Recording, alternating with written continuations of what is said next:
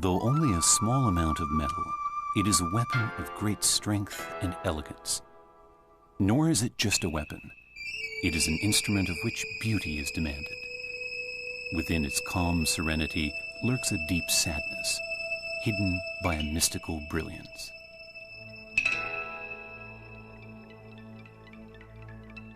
Once born, each Japanese sword possesses a destiny. It must not break or bend. It must cut like a knife through butter. When samurai warriors donned their swords, they required them to look exquisite. A sword not only had the utility of a weapon, but also made a fine possession. The pursuit of these twin virtues gives the Japanese sword a unique and illustrious history.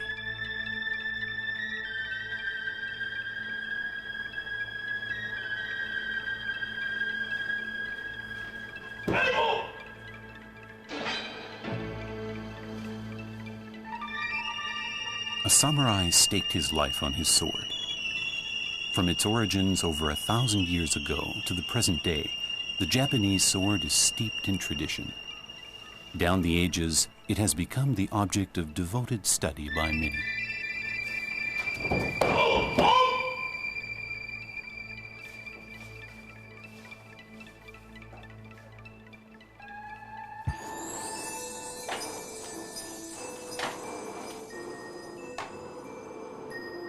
Yoshindo Yoshihara, swordsmith, 54. Although there are many swordsmiths in Japan, Yoshindo is one of the few whose unique skills have gained him a following even overseas. He devotes himself to creating only the most beautiful swords. We will be seeing just how he goes about making a single sword. We will also learn just what the secrets are behind a sword that is strong and yet so pleasing to the eye. Yoshindo has never before revealed the secrets of his craft to the layman. Today, we will be allowed a glimpse into this mysterious art.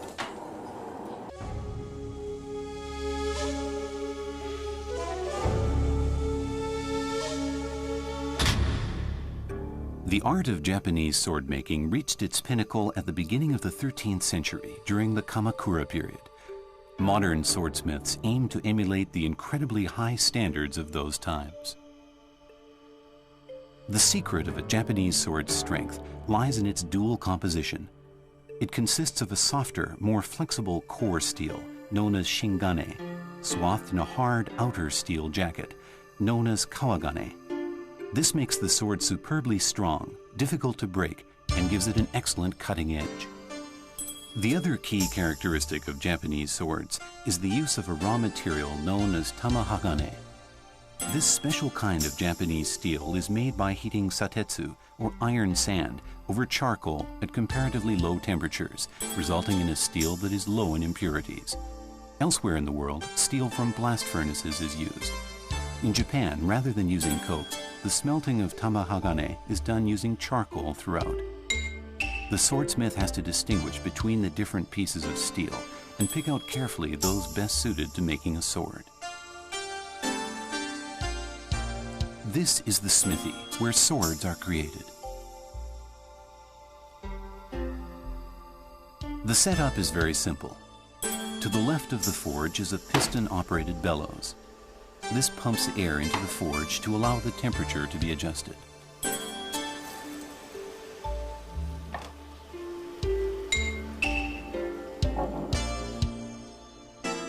These are the tools needed in making a sword.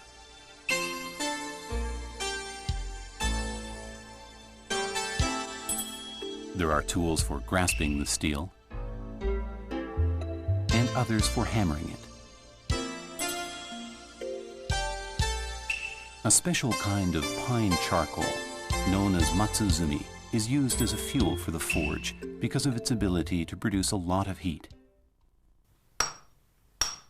Yoshindo performs a traditional fire lighting ceremony typical of a swordsmith. First, he hammers a plain iron rod down to a sharp point.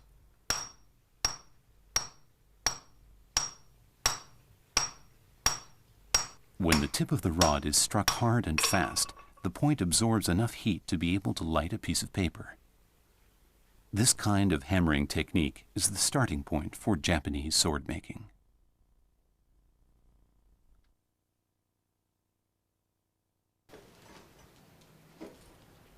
Using this flame, he lights the forge.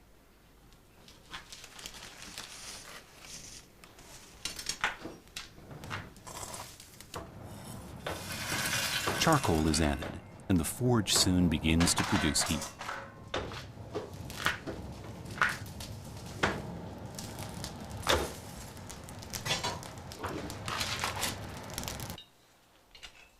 Yoshindo places the tamahagane in the forge, the first step of making the kawagane steel jacket.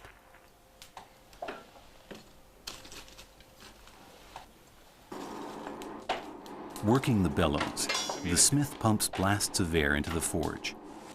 Adjusting the heat, he smelts the tamahagane.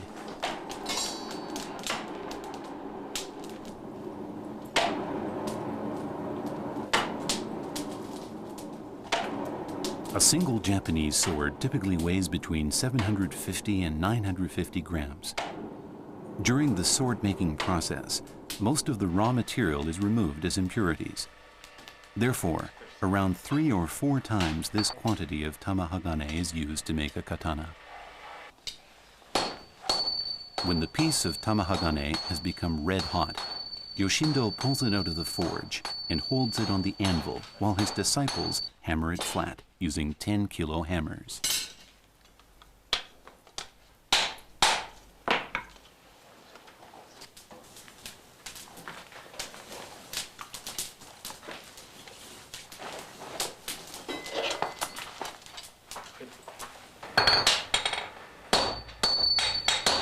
The hammering is repeated several times. With Yoshindo tapping out directions, the tamahagane is quickly made flat. During this process, the impurities within the steel rise to the surface and can be hammered out.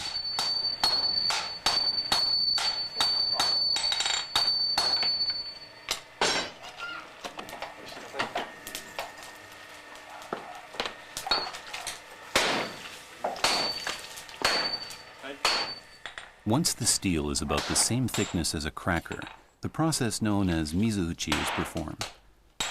Water is sprinkled underneath the steel wafer, and it is hammered once more. The combined effect of the steam and the shock induced by hammering causes the surface to peel off. Impurities disappear. This part of the operation, known as shitagoshirai, or foundation forging in Japanese, is critical for removing as many of the impurities as possible before proceeding to the next stage.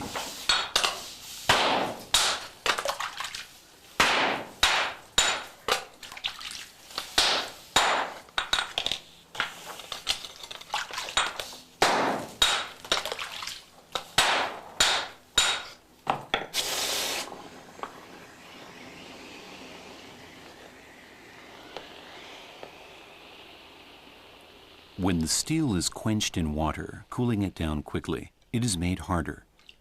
The wafers of hardened tamahagane are broken into smaller pieces. At this stage, the carbon content of the steel is still too high. Although hard, the steel in its current state would make a sword weak and extremely brittle. Yoshindo must once again select which of the small, thin, broken-up wafers of tamahagane are best suited to make the sword.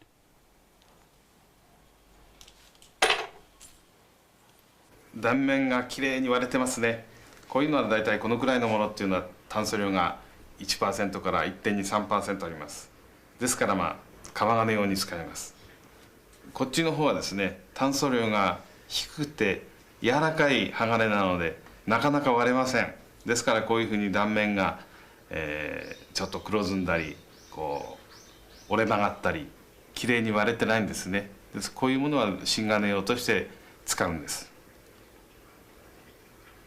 これだけ違いますからね。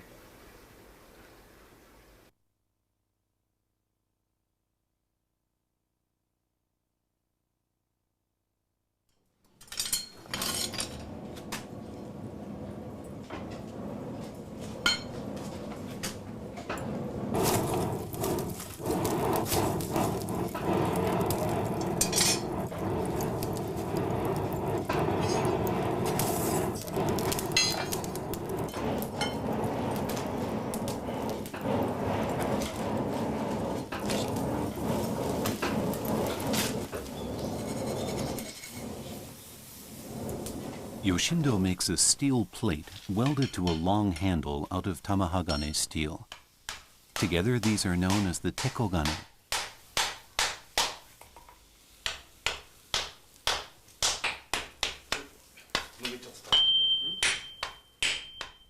All the operations are performed with barely a word spoken. The commands of the swordsmith's hammer is all that is required.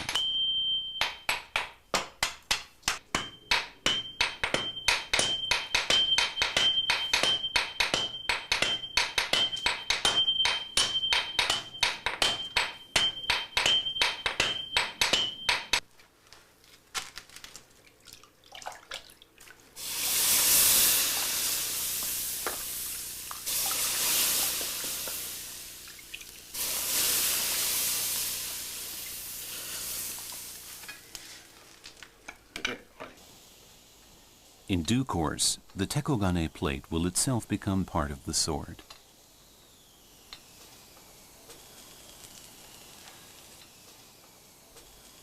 On top of it, Yoshindo stacks a pile of the selected Tamahagane wafers, leaving no gaps in between the separate pieces.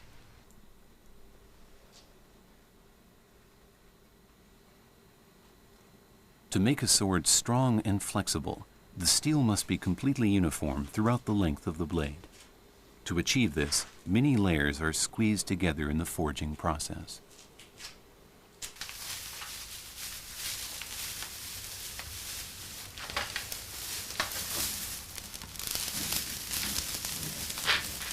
Burning rice straw is another vital part of the whole operation. The black rice straw ashes, known as warabai, are wrapped around the steel during forging to prevent overheating, which would result in too great a loss of carbon. This makes them one of the secrets of sword creation.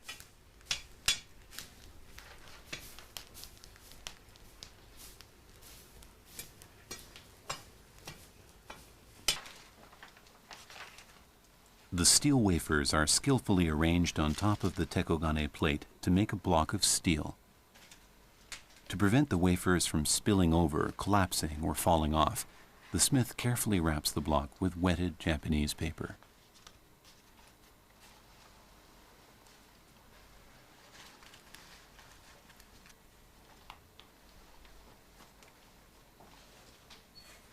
The black warabai ashes are coated onto the paper-wrapped bundle. This helps compensate for the loss of carbon that occurs with heating.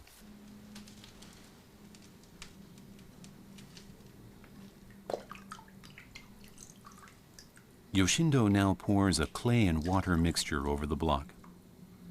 The clay and ash wrapping ensures that heat passes evenly through the block to its core. As the temperature of the block mostly rises from the inside out, this prevents carbon loss happening on the surface only. The result is a steel block which is uniform. The use of straw and the clay slurry is typically Japanese.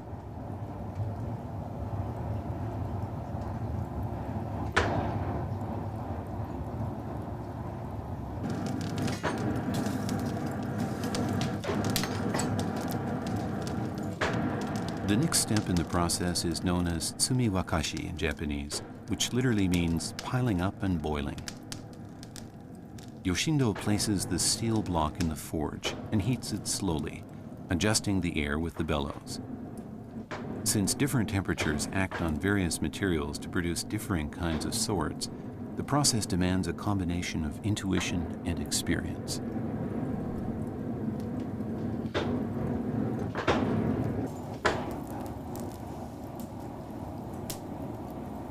Peeping into the forge, he can see that the surface paper and ash wrappings have already melted.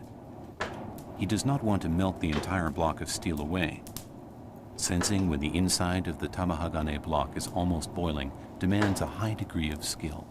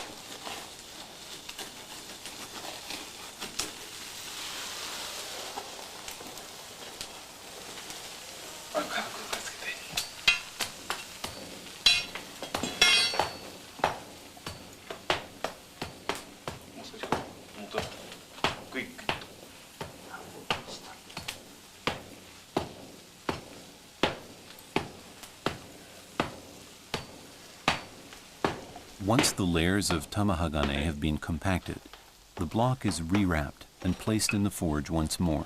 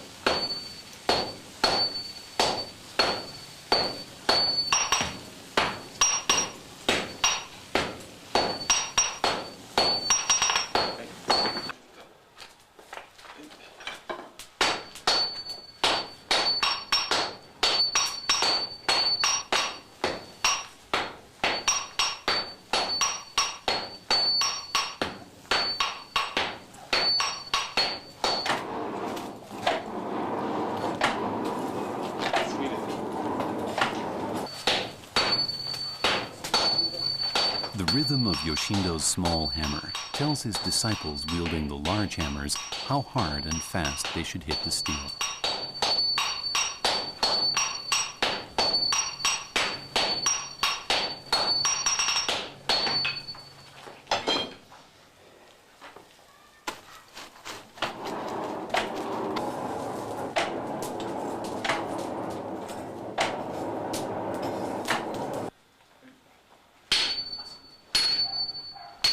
In the next stage, a cut is chiseled into the block and the steel is folded back over itself, resulting in a new piece double the original thickness. This process is known as orikaishi, or folding back in Japanese. Each time this is repeated, more impurities within the tamahagane, principally titanium, phosphorus, and sulfur, are peeled or scraped off, or scattered by the hammer blows. Each repeat also reduces the carbon content a fraction. To reach the correct level, the process needs to be repeated around a dozen times. The orikaishi continues, and each time the new block is wrapped in ashes and coated in the clay slurry.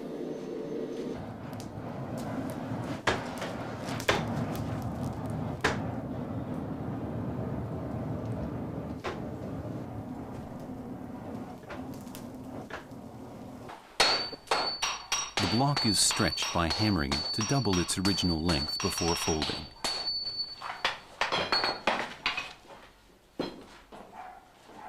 The first cut was made crosswise. The next cut is made lengthwise. Cutting this way in a cross formation is a matter of careful calculation. What is the purpose of it?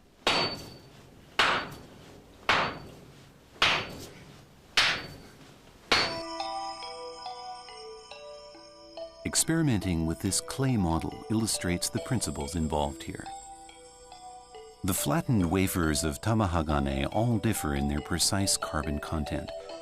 Thus, when stacked, heated, and then hammered, the parts meld, and the whole gains even greater strength. Hundreds and thousands of thin steel layers pile up on top of one another and become enmeshed, creating a dense structure. With every repeat of orikaishi, the number of layers doubles. After the 10th time, the steel consists of 1,024 layers or more. After polishing of the final blade, these different layers show up in an exquisite surface pattern known as the sword's jihada. In the folding lies the secret to the sword's combination of strength and beauty. The swordsmith's individuality is strongly reflected in the interplay of colors and textures in the final sword. The jihada, in particular, is an important way of differentiating between the work of different craftsmen.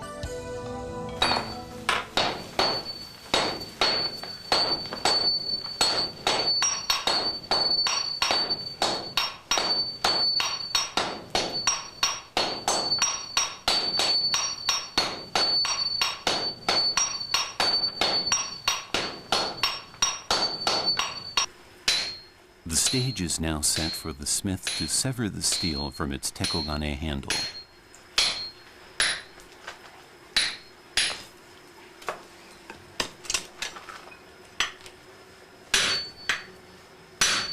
The hard, toughened steel is bent into a U shape, which becomes the sword's outer casing, or jacket, the kawagane.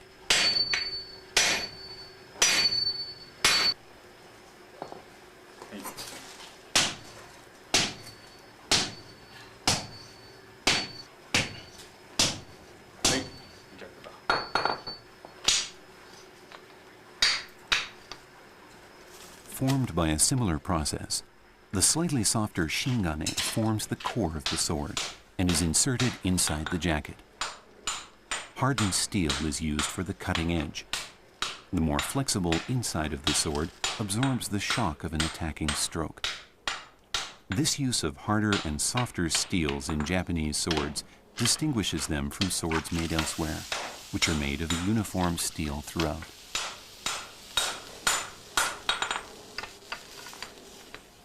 The key point here is that the swordsmith assembles the different forged kawagane and shingane layers of the sword so that the grains of each run at right angles to one another.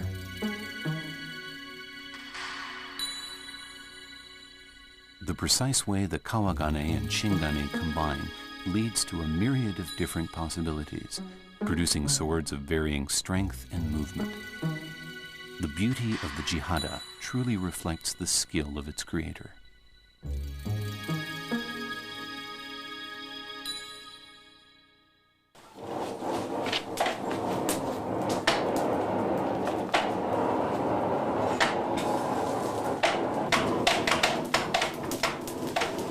The initial forging is now complete. Yoshindo now moves on to shape the sword to his liking.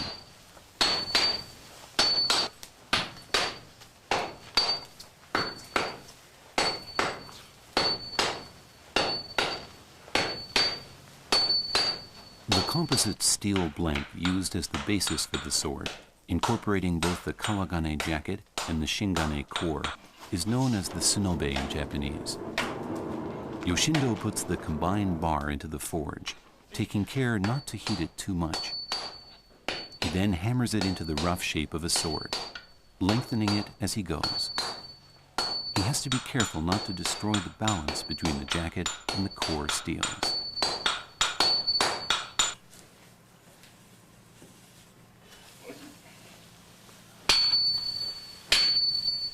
By separating the tsunobe from the tekogane rod, he creates the piece that will become the final sword.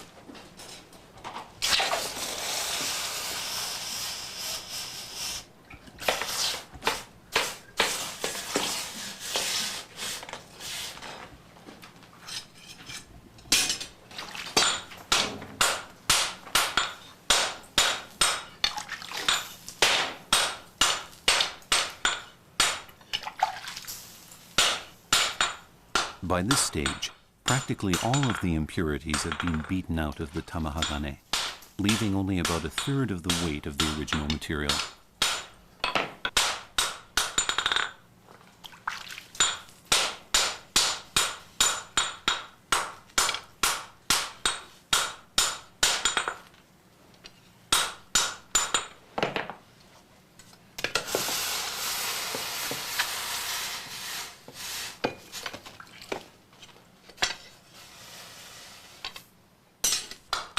Here, Yoshindo forms the tip of the blade.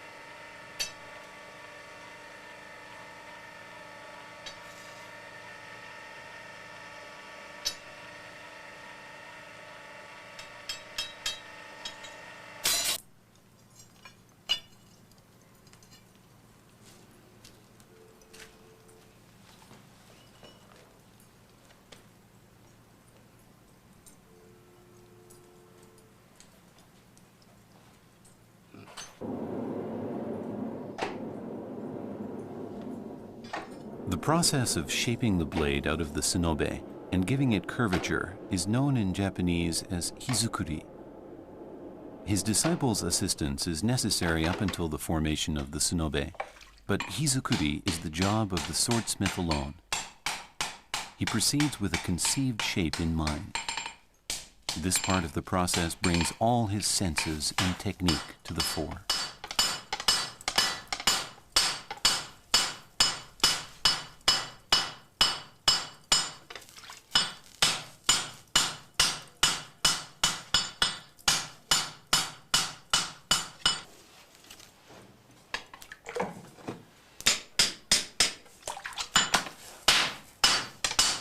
It is crucial at this stage to minimize the number of times the blade is heated up.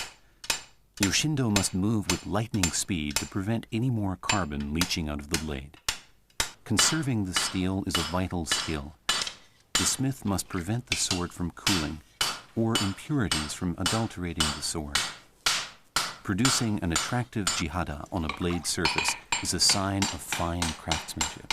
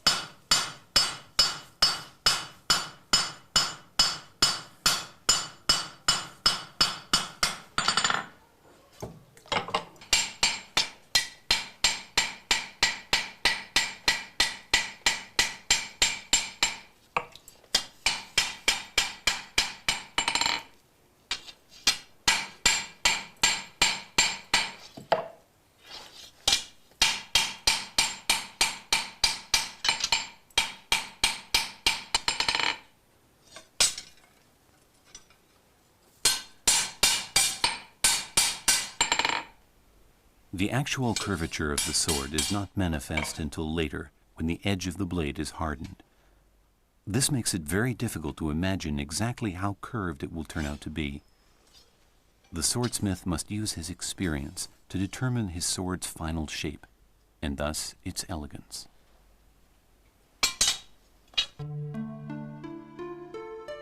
Once hizukuri is complete, you can begin to imagine the blade in all its final splendor.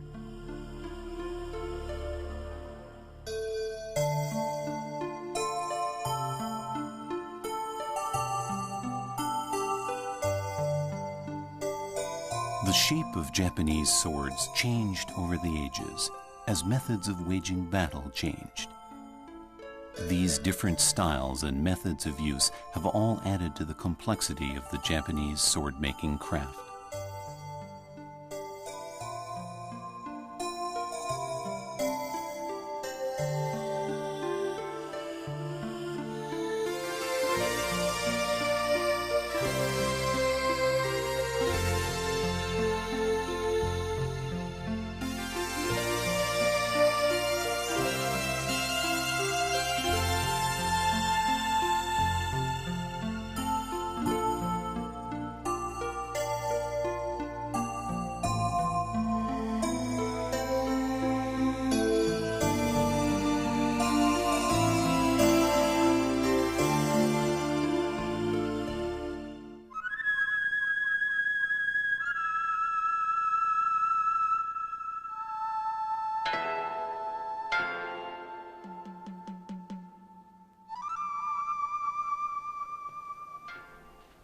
Having used his hammer to shape the blade, Yoshindo now begins the finishing process.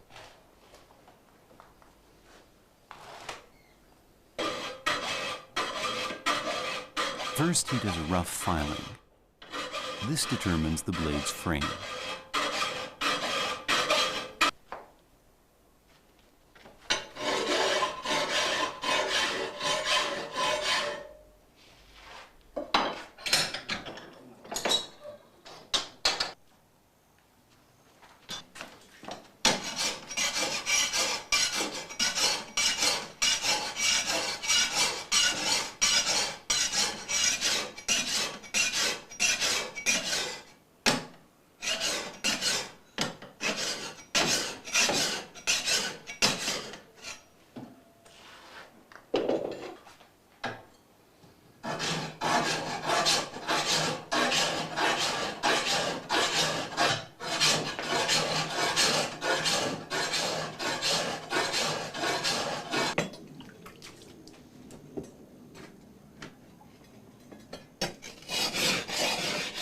This part of the process is finished with a whetstone.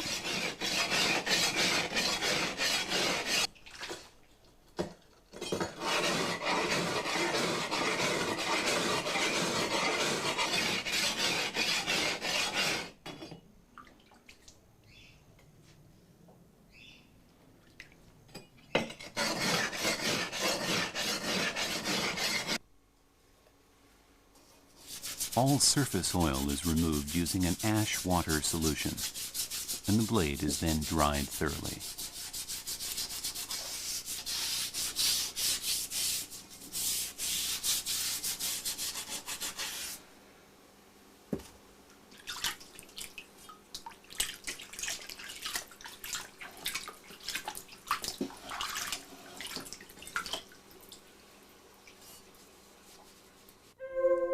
The smith now turns his attention to the single most important part of the blade, the hamon.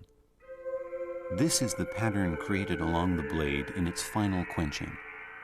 Yoshindo's own particular specialty is a type of hamon called ochoji, or big clove blossom, a derivative of the clove blossom patterning developed to perfection in the Kamakura period. This type of hamon is considered one of the most beautiful.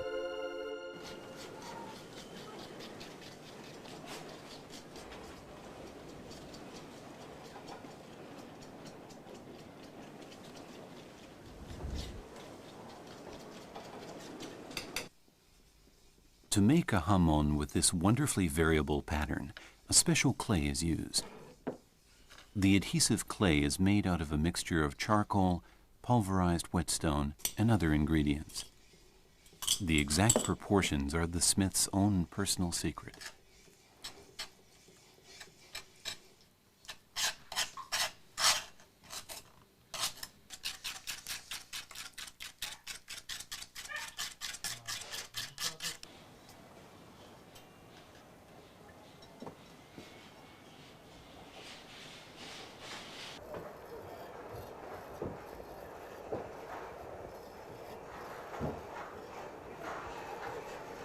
Having carefully prepared the mixture, Yoshindo applies it to the roughly ground sword with equal delicacy.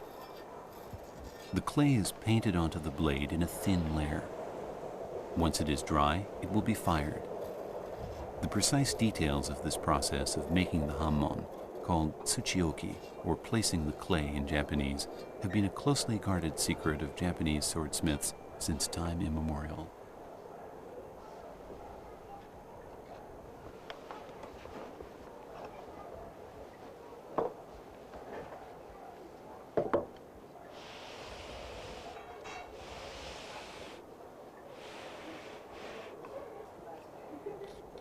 Yoshindo now uses a thicker clay mixture to coat the remainder of the sword.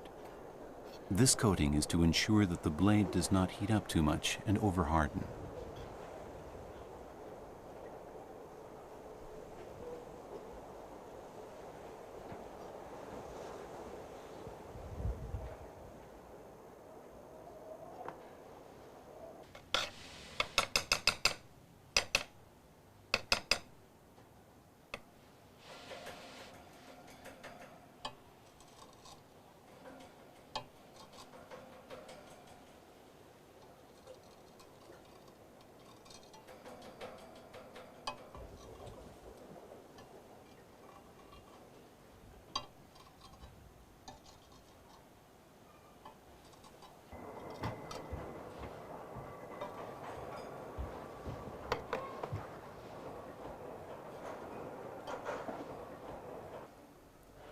It is this process that brings out the hamon. Yoshindo makes his signature clove blossom pattern using a fine spatula to place the clay on the blade. A complex pattern of straight lines, crosses, and points will result in the wondrous clove blossom, or choji hamon.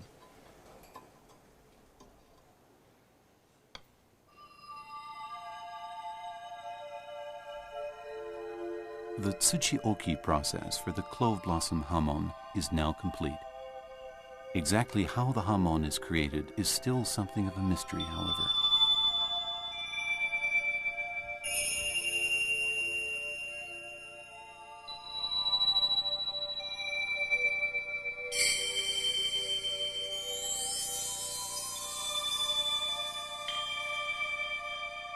This is a pattern for a relatively straight hamon, called tsuguha in Japanese.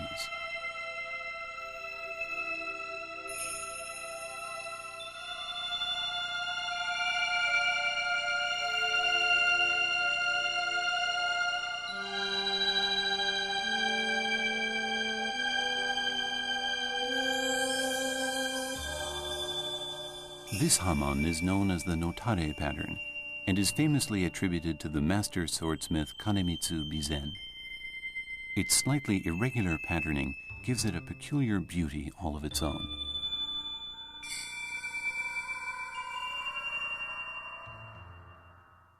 機能を追求するだけで切れ味だけでいいっていうのならね、本当に簡単なすぐ刃でいいし、それで十分に満足できるんですけども、やっぱり美しさ、その機能の中から出た美しさを追求していくんですからね、どうしてもその丁子乱れであるとか刃中の素晴らしい働きを出したいと思って、うちは丁子乱れを主にやっていますよ。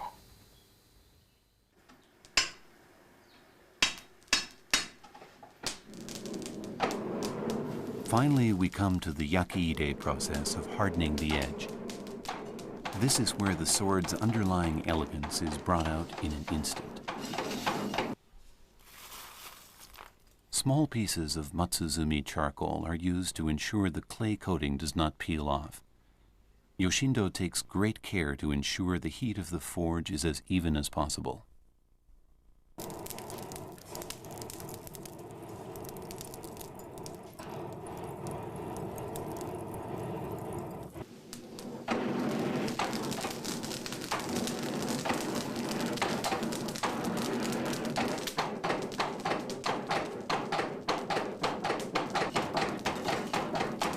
Because he must be able to distinguish very subtle changes in the color of the hot sword, Yoshindo performs yakiide in pitch blackness. Carefully passing the sword through the forge with one hand, he pumps air into the forge. Each push of the piston changes the forge temperature, and this has to be judged by the color of the sword. Maintaining the temperature between 725 and 780 degrees Celsius, Yoshindo ensures that the sword is heated evenly all around.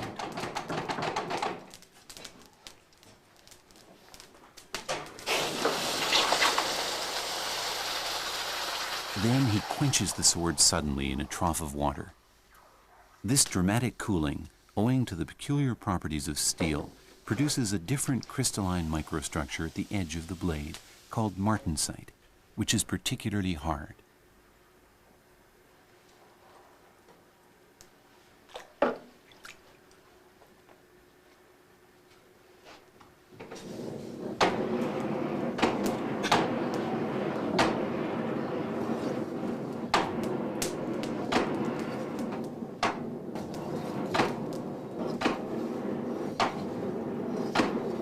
Yoshindo lightly passes the blade through the forge a second time.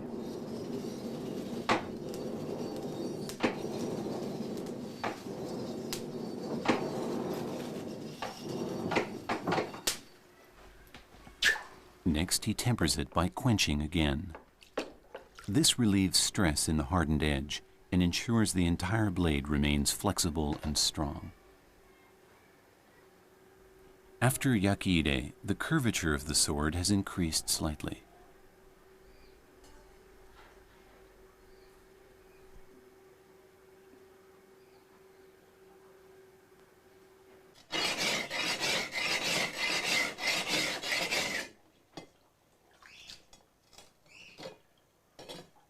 After further treatment to clean off the clay, we reach the crucial moment when the hamon is revealed. The clove blossom line should be very clearly visible on the blade. At this point, Yoshindo can tell whether yakiide has been a success or not.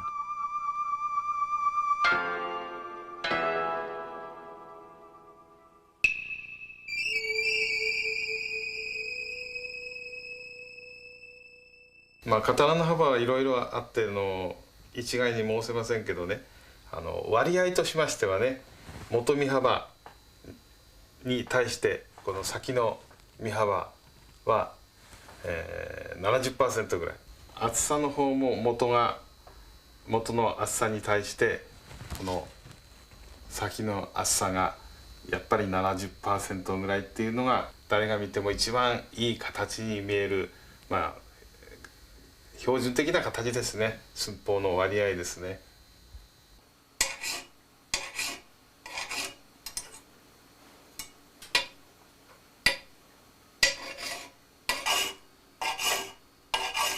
The blade's tang, called nakago in Japanese, is the part of the sword where the swordsmith carves out his signature marks.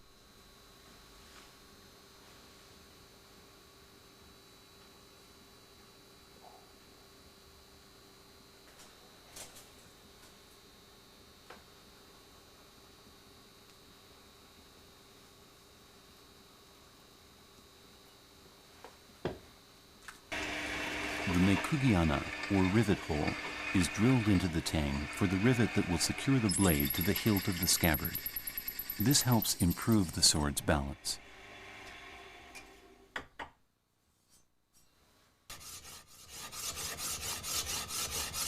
The job of the polisher is to bring out the smith's intended hamon and make the jihada look as good as possible. He helps to breathe life into the sword and bring it to its final state of sparkling brilliance.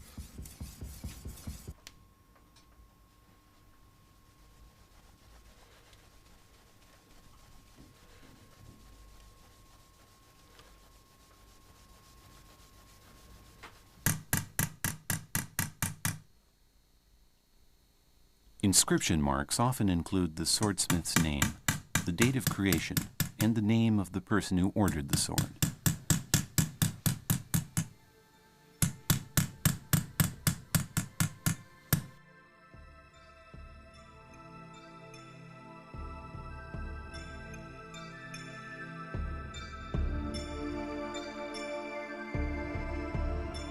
The Japanese sword can be thought of having arisen out of the natural desire of every warrior to wield a marvelous weapon in battle.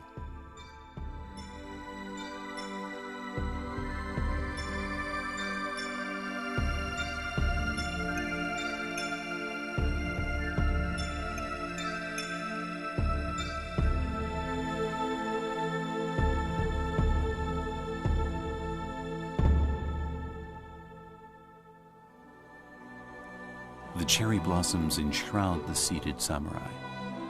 The grace with which they fall mirrors the warrior spirit. Since ancient times, the Japanese have revered both the samurai and the cherry blossoms as the ultimate in grace and refinement.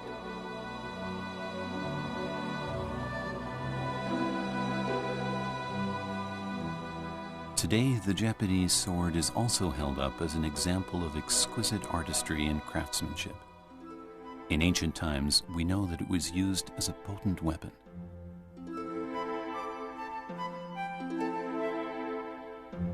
Here, mimicking the samurai of old preparing themselves for a battle, the warrior roughens the edge of the blade slightly on a whetstone. This gives the sword an added sharpness. Sword making requires daring and delicacy. The crafted sword concentrates in its fine lines the knowledge of the ages, mixed with a sense of omnipotence. As he polishes the blade, the polisher is aware that he is in fact wearing away the life of the katana in his hands. In the act of creation, he is locked in a battle with his fellow artisans, engaging in the swordplay of the smith.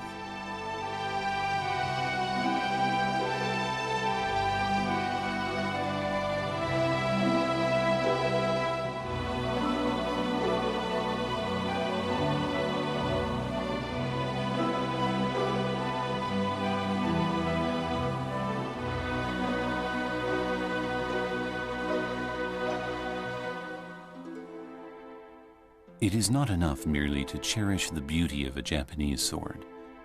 It is a weapon in which one entrusts one's life. It is naturally drawn to the battlefield. Once there, the warrior must wield it resolutely, to kill if necessary. If he falls gracefully. It is perhaps impossible to touch the real secret beauty of a Japanese sword until one comprehends the spirit of the samurai and the solemn Bushido oath he bears in his heart.